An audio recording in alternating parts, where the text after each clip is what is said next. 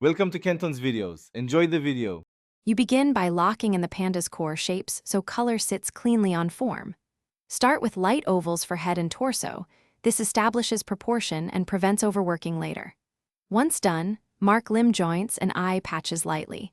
These guides tell you where to place shadows and highlights. Make sure to choose pigments that layer well. Water-based markers versus alcohol-based will behave differently, so test a swatch. Now that the map is ready, you can move directly into laying down the first tones without hesitation. You'll now develop volume by layering midtones and shadows. This is where the panda starts to read as furry and three-dimensional.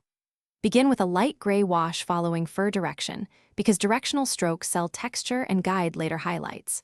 Once the midtones sit, block in black patches with thin layers. Start at about 0.5 opacity and increase gradually so edges remain soft. Make sure to lift tiny highlights with an eraser or add white ink sparingly. This contrast is why the eye patches pop and the nose looks wet. You finish by refining edges, reinforcing small fur strokes, and locking in contrast. This gives the panda a polished look. Use a dry brush or blending stump to soften any harsh transitions, but keep individual fur marks so texture remains believable. Then add crisp highlights on the eye corners and nose. Small touches, 1 to 2% of the tonal area, create sparkle.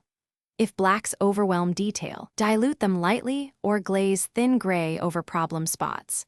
This troubleshooting step will recover mid-tone definition. Thanks for watching. Consider subscribing if we helped you.